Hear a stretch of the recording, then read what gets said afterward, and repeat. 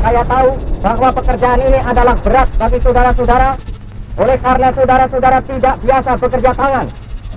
Tetapi jikalau saudara ingat akan hebatnya korbanan yang dikerjakan oleh prajurit-prajurit TNI Nepal dan prajurit Indonesia di medan peperangan, dan ingat akan hebatnya korbanan Romusa biasa, maka saudara-saudara tidak akan memandang berat akan pekerjaan itu.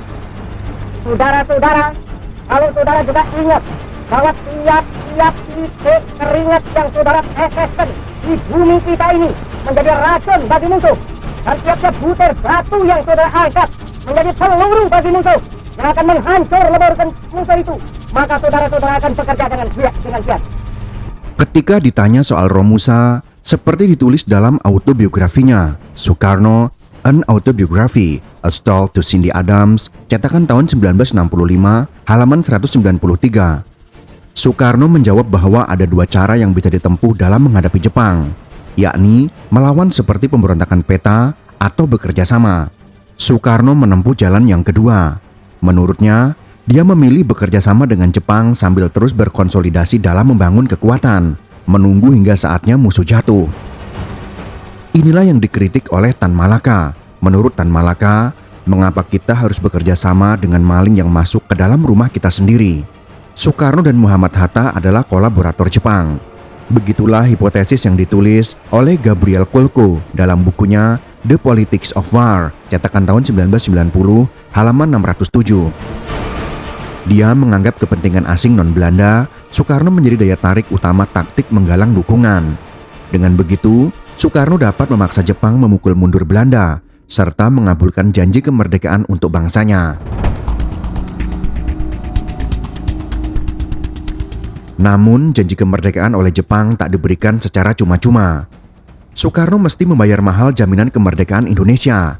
Bahkan bukan hanya dia seorang, tapi juga ratusan ribu rakyat Indonesia yang diboyong kampanye politik serta agitasi propagandanya.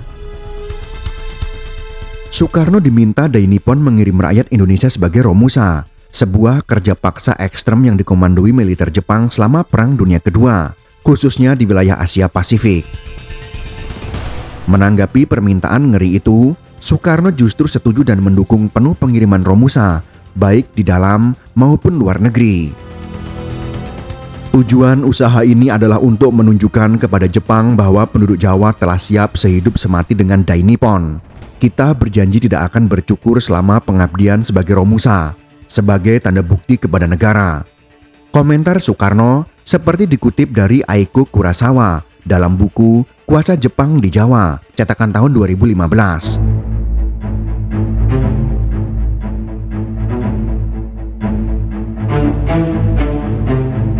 Belakangan ini di media sosial berseliweran komentar yang menggasak Soekarno. Alasannya, lantaran ia dianggap menjual rakyat Indonesia kepada Jepang. Ia dicap sebagai mandor Romusa yang jauh dari konotasi positif. Ada cuplikan video di YouTube yang menampilkan parade barisan Romusa yang dipimpin langsung oleh Soekarno hendak membangun jalur kereta api Saketibaya di Banten Selatan. Di sampingnya berjalan Muhammad Hatta dan ada Malik di depan. Mereka memakai topi jerami dengan pita terkebat di lengan, pertanda nomor rombongan, serta memanggul tas khas Romusa. Parade barisan Romusa itu terlihat begitu semarak. Spanduk-spanduk dibentangkan dengan slogan yang mendukung Dai Nippon, diiringi musik latar, mars barisan pekerja. Jalan-jalan di toko Betsushi, kini Jakarta, dipenuhi dengan lautan massa. Mereka menonton dari pinggir jalan, bertepuk riuh mengawal parade menuju kamp Romusa di Bayah yang dibuat dari anyaman bambu dan beratapkan rumbia. Soekarno naik ke atas gundukan pasir, lalu menghadap ke muka barisan Romusa dan berpidato. Jikalau saudara ingat akan hebatnya pengorbanan yang dikerjakan oleh prajurit-prajurit Dai Nippon dan prajurit Indonesia di medan peperangan, dan ingat akan hebatnya pengorbanan Romusa biasa, maka saudara-saudara tidak akan memandang berat akan pekerjaan ini. Pekik Soekarno di hadapan massa. Video tersebut merupakan film propaganda Jepang yang memperlihatkan tokoh-tokoh besar Indonesia dalam mengikuti Romusa. Mereka, Jepang, seolah ingin berkata, Soekarno saja mendukung Romusa, mengapa Anda tidak?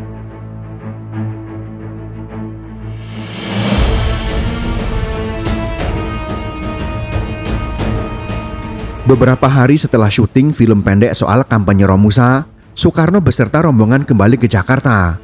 Mereka mirip sekumpulan aktor bayaran yang bekerja di bawah studio Jepang.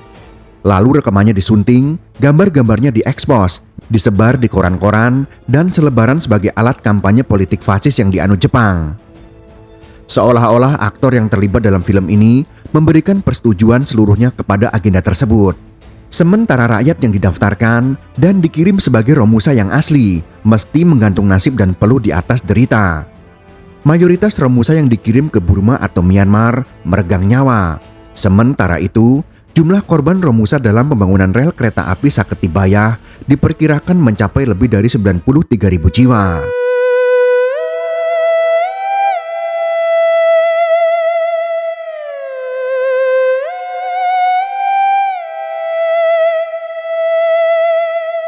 Dalam autobiografinya, Soekarno tak menampik tuduhan bahwa dia merupakan kolaborator yang ditunjuk Jepang. Dia mengakui semuanya. Dia menyaksikan orang-orang diangkut menuju gerbong-gerbong tertutup, berjejalan, dan berimpitan. Orang-orang yang dikirim sebagai Romusa tinggal kulit yang membalut tulang yang tak akan pernah bisa ia tolong.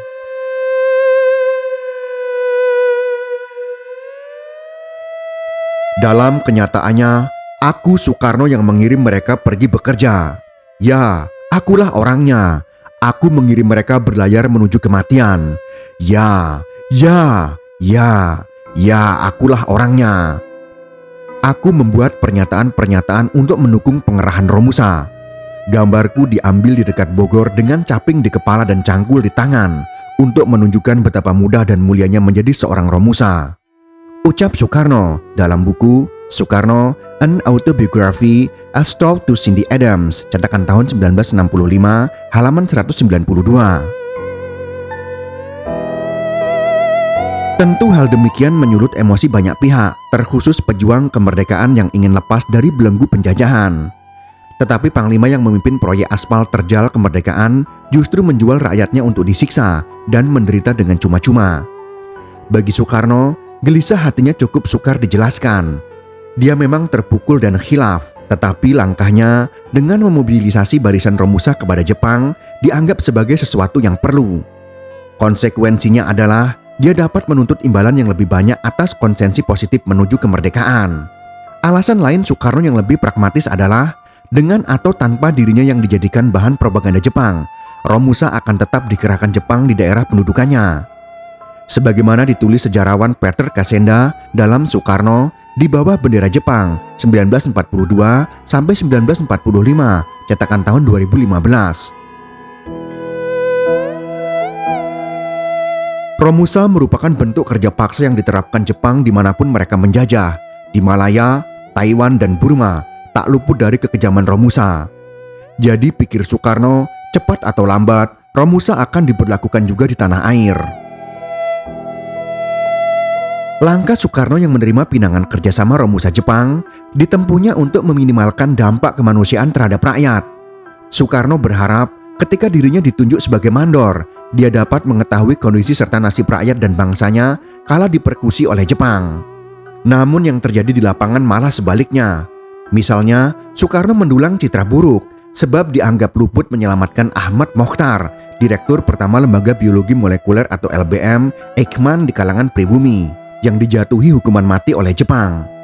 Menurut Shigeru Sato, dalam War, Nationalism and Peasants, Java under the Japanese Occupation, 1942 until 1945, cetakan tahun 1994. Ahmad Mokhtar dan koleganya dipaksa ke Mpetai, yaitu polisi Jepang, mengakui menyuntik vaksin imunisasi yang membuat tewasnya Romusa di Camp Klender, Jakarta.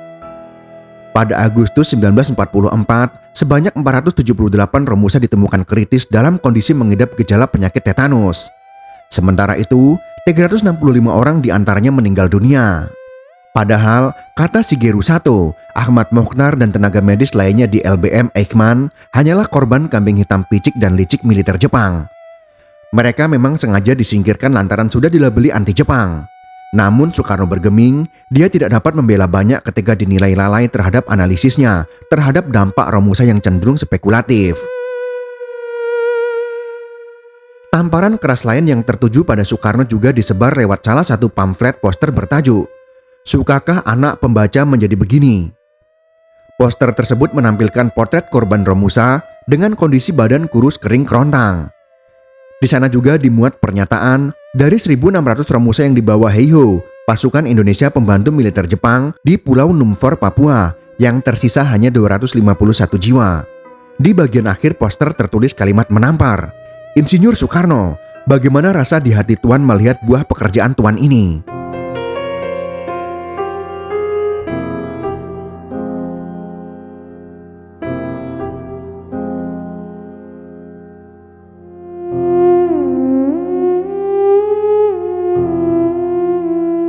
Sahabatnya sewaktu bermukim di Indekos milik Cokro Aminoto di Surabaya, yaitu Musso, kerap melontarkan ujaran yang memojokkan Soekarno.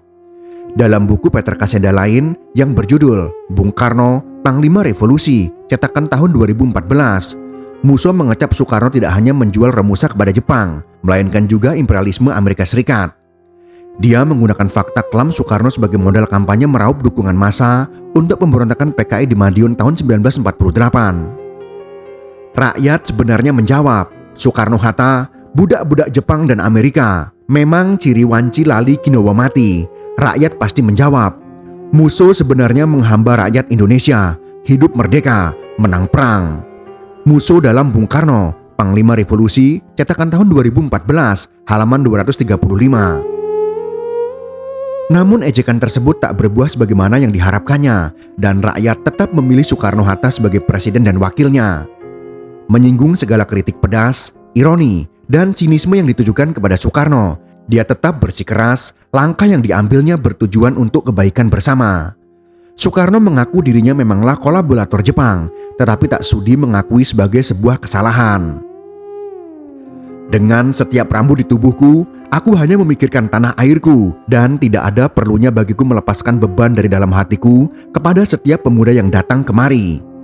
Aku telah mengorbankan hidupku untuk tanah ini. Tidak jadi soal kalau ada yang menyebutku kolaborator, karena aku tidak perlu membuktikan kepada mereka atau kepada dunia apa yang telah kulakukan. Halaman-halaman dari Revolusi Indonesia akan ditulis dengan darah Soekarno. Sejarahlah yang akan membersihkan namaku." Tulis Soekarno menutup pledoi dan pengakuannya.